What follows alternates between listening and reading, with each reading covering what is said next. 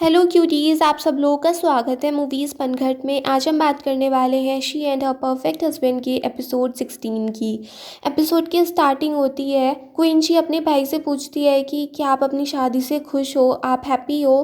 Quinn van win कहता है कि वैसे ये बात तो सही है कि मैरिज सिर्फ एक स्टार्टिंग होती है, धीरे धीरे आपका प्यार भी ख़त्म हो जाता है और अब सिर्फ एक रिस्पॉन्सिबिलिटी रह जाती है, मगर उसके साथ एक दूसरी फीलिंग भी आ जाती है इस बात की कि आप लोग फैमिली हो, आप दोनों थोड़ा थोड़ा एक दूसरे के लिए कुछ फ़ील करते हो, रेस्पॉन्सिबल फ़ील करते हो। और मैं अपनी मैरिज में हैप्पी हूँ, सेटिस्फाइड हूँ, मुझे कोई प्रॉब्लम नहीं है।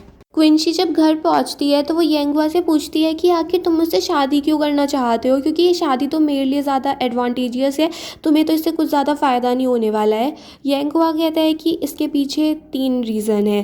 पहला तो ये कि मेरी वजह से तुम्हारी वर्क लाइफ में इतनी ज़्यादा प्रॉब्लम हो गई है, मेरी मॉम ने इतना कुछ क्रिएट कर दिया और उस सब की रिस्पॉन्सिबिलिटी मेरे ऊपर बनती है, तो वो सब मुझे ही ठीक करना है। दूसरी ये कि मैं भी अपनी मॉम से थोड़ा छुटकारा पाना चाहता हूँ और सिर्फ़ एक तुम ही हो जो उनकी बोलती बंद कर सकती हो।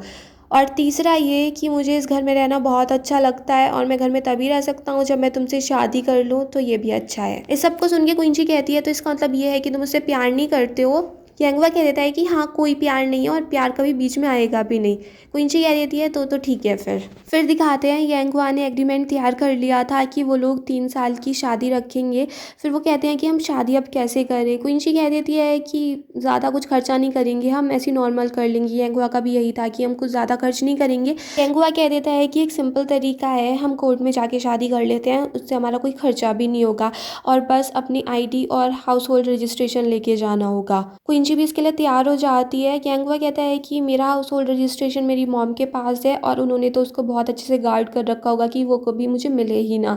क्विंची कहती है कि मेरा रजिस्ट्रेशन भी मेरी मॉम के पास है, बट उनसे तो मैं निकलवा ही लूँगी। फिर यंगवा क्विंची को एक न्यू फ़ोन देके एकदम से रूम में चला जाता है। क्विंची उस फ़ोन को देख के काफ़ी खुश हो जाती है और रूम के अंदर यंगवा भी खुश होता है। फिर वो दोनों एक दूसरे को मैसेज भी करते हैं। फिर दिखाते हैं मिस लैन तैयार हो रही होती हैं और वो काफ़ी ज़्यादा नर्वस थी। टैनपिक उनको समझाती है कि सब कुछ अच्छा होगा और आप सब कुछ संभाल लेंगी। क्विंची एंड लीडा यही बात कर रहे थे कि मीटिंग में क्या चल रहा होगा, मिस लैन ने सब कुछ संभाला होगा या नहीं। क्विंची कहती है कि मिस लैन का भाई बहुत ज़्यादा इंटेलिजेंट है, वो पहले तो झुक गया था मगर अब वो नहीं झुकना चाहेगा। मीटिंग में दिखाते हैं मिस लैन कह देती है कि वही न्यू चेयरमैन अपॉइंट करेंगी और वो डैनपिंग को न्यू चेयरमैन बना देती हैं। फिर दिखाते हैं लीडाई और क्विंची जैसे जा रहे थे तो उनको एक गॉसिप सुनाई देती है कि इस लॉ फर्म में कोई सिंगल है बट वो मैरिड होने के लिए प्रिटेंड कर रहा है। और ये बात सब में फैल रही थी, जिसको देख के क्विंची बहुत डर गई थी और लीडाई उसकी तरफ देख के करती है कि मैंने कुछ नहीं कहा है, मैंने किसी को ये बात नहीं बताई है। फिर क्विंची मिस टैंग के रूम में होती है और टैंग हुई उससे कह रही होती है कि पता नहीं लोगों ने मुझे कितना पागल समझ रखा है कि मैं बेवकूफ़ हूँ, मुझे पता ही नहीं चलेगा कौन शादीशुदा है कौन नहीं है। दूसरी तरफ लीड आए भी मिस्टर क्याओ से कह रही होती है कि मैंने कुछ नहीं किया है, मुझे कुछ नहीं पता था। मिस्टर क्याओ कहते हैं कि मैं एचआर में 20 सालों से काम कर रहा हूँ, मगर ये फर्स्ट टाइम है कि मुझे पता चला कि कोई सिंगल था बट वो शादीशुदा होने का ऐसे प्रिटेंड कर रहा था, उसने पहले ही डिवोर्स ले लिया था। टैंग हुई बहुत ज़्यादा गुस्सा दिखा रही थी, जिसको देख के क्विंची बहुत डर गई थी। वो कहती है कि जितना तुम्हें अपना गुस्सा निकालना है, जो तुम्हें कहना है सब कुछ कह दो, मैं कुछ नहीं कहूँगी, मैं चुपचाप होकर सुन रही हूँ। टैंग हुई कहती है कि अगर मुझे सबका सॉल्यूशन पता होता है कि अब हम क्या कर सकते हैं तो मैं यहाँ पर तुम्हें क्यों ही बुलाती। स्टीवन की सिचुएशन तुम ही तो हैंडल कर सकती हो, तुम्हारे पास अच्छे अच्छे आइडिया होते हैं। और फिर क्विंची को पता चलता है कि ये सारी बातें उसके बारे में नहीं है, बल्कि एक स्टीवन है, उसने ये सब कुछ किया है। मिस्टर क्याओ लीडाई को बताते हैं कि वही स्टीवन जो ट्रेनिंग के लिए यूके भी गया था, हमारी फर्म ने उस पर कितना पैसा खर्च किया बट उसने बताया ही नहीं कि उसने कब डिवोर्स ले लिया। फिर दिखाते हैं मिस टैंगुई भी क्विंची से कह रही होती हैं कि उसने 6 महीने पहले डिवोर्स ले लिया था और आज तक हमारी फर्म को कुछ नहीं बताया। मुझे तो पागल ही समझ रखा है, जैसे मुझे कुछ पता ही नहीं चलेगा। हम लोग फैमिली वैल्यूज़ पे कितना ज़्यादा प्रेशर करते हैं और ये ऐसी हरकतें कर रहे हैं मेरे सामने ही। क्विंची भी टैंगुई से कह देती है कि हाँ, मैं भी तुम्हारे साइड ही हूँ, पता नहीं ये लोग कैसी कैसी हरकतें करने लगते हैं। फिर टैंगुई कहती है कि अब चलो कोई अच्छा सा आइडिया सोचो कि हम इस सारी प्रॉब्लम से कैसे छुटकारा पा सकते हैं। और फिर वो क्विंची की साइड ही देख के कहने लगती है कि कहीं इस लॉ फर्म में कोई और दूसरा इंसान भी तो ऐसा काम नहीं कर रहा है ना, अब मुझे सारे पेपर्स चेक करने पड़ेंगे, पता नहीं लोग क्या क्या हरकतें कर रहे हैं। फिर क्विंची अपने कैबिन में आके बैठ जाती है और तब उसे थोड़ी सी शांति मिलती है, वरना उसे अभी तक बहुत ज़्यादा गिल्ट हो रहा था। तभी वहाँ पर लीडाई आ जाती है और वो क्विंची को ऐसे देख के बोलती है कि मुझे नहीं पता था कि हमारी काउंसलर क्वीन भी कभी डर जाती हैं, उन्हें भी कभी गिल्ट फील होता है।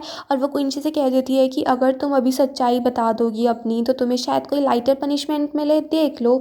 क्विंसी कह देती है अगर तुम्हें मुझे टॉन्ट करना है तो तुम कर सकती हो। फिर लीडाई वहाँ से चली जाती है। तभी क्विंसी के पास मिस्टर क्याओ का फ़ोन आता है और वो उससे कहता है कि मैं अभी सबके पेपर्स चेक कर रहा था, बट तुम्हारे पेपर्स में तुम्हारा मैरिज सर्टिफिकेट नहीं है। क्विंसी कहती है कि अभी तक तो कभी ज़रूरत नहीं पड़ी सबकी। मिस्टर क्याओ कहते हैं कि अब हम सबके पेपर्स चेक कर रहे हैं और सबके मैरिज सर्टिफिकेट देख रहे हैं, तो तुम अपना सर्टिफिकेट जल्दी से जमा करा देना। फिर दिखाते हैं क्विंसी अपने मॉम और डैड से मिलती है और उनको बता देती है कि अब वो शादी करना चाहती है, जिसको सुन के उसके मॉम डैड दोनों बहुत ज़्यादा खुश हो जाते हैं। क्विंसी के डैड बट फिर अचानक से रुकते हैं और वो क्विंसी से पूछते हैं कि कहीं तूने कुछ ऐसा तो नहीं कर दिया है ना, कोई प्रॉब्लम में तो नहीं है जिसका सॉल्यूशन सिर्फ मैरिज ही है। क्विंसी की मॉम कहती हैं अरे तुम्हारी बेटी इतनी बड़ी हो गई है, वो कुछ ऐसा थोड़ी ना करेगी। बट फिर उसके डैड पूछते हैं कि उस दिन तो तुम शादी के बिल्कुल खिलाफ थी, अब क्या हो गया।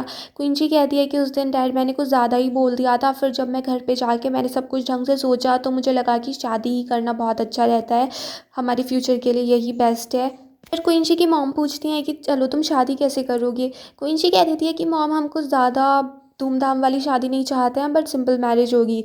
तो क्विंसी की मॉम कह देती हैं कि चलो वो भी ठीक है, फिर तुम ये सारे पैसे अपने शादी वाले अपने दूसरे कामों के लिए यूज़ कर लेना।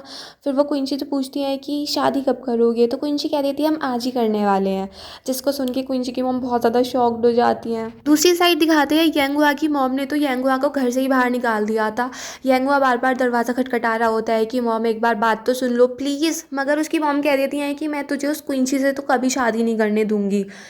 यांगुआ बहुत ज़्यादा थक हार गया था कि मॉम सुन क्यों नहीं रही है। तभी उसके डैड आ जाते हैं और वो यांगुआ से कहते हैं कि बेटा दरवाज़ा खटखटाने से कुछ नहीं होगा, अब तुम्हारी मॉम सुनने वाली नहीं है। तो वो अपने डैड से ही कह देता है कि प्लीज़ डैड आप ही मेरा वो हाउस होल्ड रजिस्ट्रेशन ले आओ। तो उसके डैड कहते हैं वो तो तेरी माँ ने पता नहीं कहाँ पे छुपा के रख दिया होगा, मुझे तो मिलेगा भी नहीं। फिर यांगुआ ऐसे ही परेशान हो रहा होता, वो कहता है कि डैड आपकी वाइफ़ की वजह से मेरी वाइफ़ को प्रॉब्लम हो रही है। तो उसके डैड कह देते हैं कि चलो हम एक काम करते हैं, मैं तेरी मॉम को थोड़ा कन्विंस करने की कोशिश करता हूँ और तू घर पे जाके क्विंसी को थोड़ा संभाल लेना।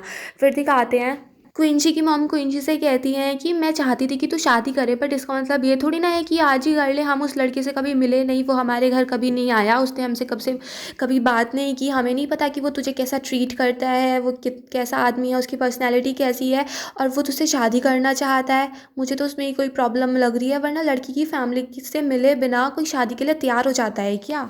और तू शादी भी इतने सिंपल तरीके से कर रही है, तूने कोई डिमांड भी नहीं रखी है, शादी के बाद वो तुझे रिस्पेक्ट देगा, तू कुछ मांगेगी तो वो तुझे देगा। अभी वो तुझ पे पैसे खर्च नहीं कर रहा है, और मैं भी देखूँ मेरी इकलौती बेटी है, वो शादी कर रही है, उस पर कोई पैसे ना खर्च करे।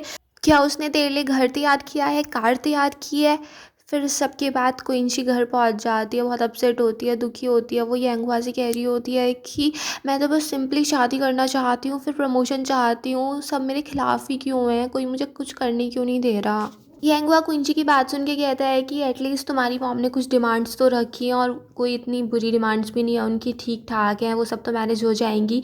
प्रॉब्लम तो मुझे मेरी मॉम से है, उनको हम कैसे संभालेंगे। क्विंची यांगुआ से कहती है कि एक बार तुम मेरे साथ घर पे चलना और जो भी मॉम तुझसे बोले उस सब के लिए एग्री कर देना, फिर हम देख लेंगे कि सब कुछ कैसे करना है। और अगर वो शादी के लिए भी बोले, कुछ धूमधाम वाली शादी के लिए, तो हम हाफ हाफ पे कर देंगे। और फिर वो यांगुआ की तरफ देख के करती है कि चलो हाफ भी नहीं, मैं ही सब चीज़ के लिए पे कर दूँगी। और फिर वो यांगुआ से कहती है कि चलो पहले हम मेरी मॉम वाली प्रॉब्लम सॉल्व कर लेते हैं, क्योंकि वो इजी है, और फिर हम तुम्हारी मॉम को संभाल लेंगे। फिर क्विंची यांगुआ को अपने पूरे घर की लिस्ट भेज देती है और बता देती है कि किसको क्या क्या चीज़ें पसंद है, और कह देती है कि इस सबको अच्छे से याद कर लो, सारी चीज़ें समझ लो, ये तुम्हारी हेल्प करेगा मेरी फैमिली को जीतने में। फिर दिखाते हैं यांगुआ अपने फ्रेंड काइलियांग से मिलता है, और काइलियांग उससे कह देता है कि तू चिंता मत कर, मैं तुझे सब कुछ समझा दूंगा और तू इसमें विनर बन के ही आएगा। फिर दिखाते हैं यांगुआ क्विंची के साथ पहुंच जाता है, अपना इंट्रोडक्शन देता है, और वहाँ पे पता चलता है कि यांगुआ की एज 28 है और क्विंची वैसे 34 की है। क्वीन वेन्यू यांगुआ को देख के कह रहा होता है कि इसका तो कितना बेबी फेस है। फिर क्विंची की मदर कहती है कि हमें पता नहीं था कि तुम्हें क्या क्या चीज़ें पसंद है, तो कुछ हमने सिंपल सी चीज़ें बना दी हैं, ज़्यादा डिश तो नहीं है, बट तुम एक बार टेस्ट करके देख लो, कुछ अच्छा लगे तो। यांगुआ को याद आता है कि काइलियांग ने उसको बताया था कि क्विंची की मदर सुबह से ही लग गई होंगी वैसे खाना बनाने में, बट तेरे सामने वो ऐसे कहेंगी कि एक दो डिश ही बनाई है मैंने और कुछ ऐसा सिंपल सा ही बना दिया, तुम टेस्ट करके देखो। काइलियांग की हेल्प से यांगुआ सही सही आंसर दे देता है। फिर काइलियांग ने उसको ये भी बता दिया था कि फिर तुम्हें अपने फादर इन लॉ के साथ ड्रिंकिंग भी करनी पड़ेगी, और ऐसे में तुम ज़्यादा ड्रंक वाला भी बिहेव नहीं कर सकते कि तुमने ज़्यादा पी ली, तुम्हें नशा हो गया, तो उनको लगेगा कि ये तो बहुत ज़्यादा शराब पीता है। और फिर तुम ऐसा भी नहीं कर सकते कि तुम्हें तो कोई इफ़ेक्ट ही नहीं पड़ता, तो उनको लगेगा कि बहुत ही ज़्यादा ड्रिंक करता है और अब तो इस पे ड्रिंक का कोई इफ़ेक्ट ही नहीं पड़ता है। फिर यांगवा थोड़ी ड्रिंक करना शुरू करता है और फिर क्विंसी की मदर किचन में चली गई थी, तो क्विंसी भी अब उनके पीछे पीछे चली जाती है, उनको थोड़ा कंसोल करने की कोशिश करती है, उनको परसुएड करती है। फिर क्विंसी के डैड यांगवा से पूछ रहे होते हैं, क्योंकि अब यांगवा बिल्कुल ड्रंक हो चुका है, तो उनको लगा था कि जो भी हम पूछेंगे उसका आंसर वो सही सही देगा। तो वो यांगवा से पूछते हैं कि तुम और क्विंसी कब मिले थे। रैनवी भी वही थी, वो कहती है कि क्विंसी और यांगवा तो ओवरसीज़ मिले थे। बट क्विंसी के डैड रैनवी से कह देते हैं, अरे तुम चुप रहो, सब कुछ हमें यांगवा ही बताएगा। और फिर यांगवा कहता है कि जब हम पहली बार मिले थे वो एक परफेक्ट एनकाउंटर था। और यहीं पे एपिसोड फिनिश हो जाता है। अगर आपको ये पसंद आया हो तो प्लीज़ मेरे चैनल को सब्सक्राइब करें, लाइक करें, शेयर करें, कमेंट्स करें and bye bye till next video.